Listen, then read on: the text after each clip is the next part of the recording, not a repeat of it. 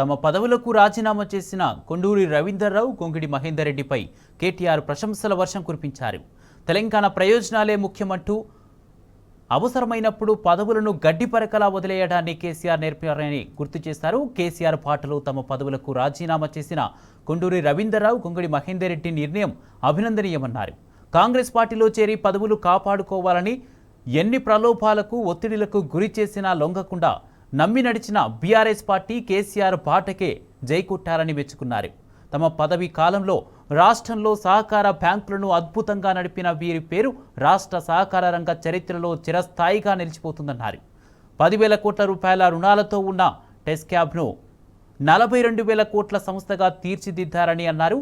అత్యుత్తమంగా పనిచేసిన ప్రజా ప్రతినిధులను కుట్రపూరితంగా పక్కకు తప్పించడం ద్వారా రాష్ట్ర అభివృద్ధికి కాంగ్రెస్ తీవ్ర అన్యాయం చేస్తుందని కేటీఆర్ ట్విట్టర్లో విమర్శించారు.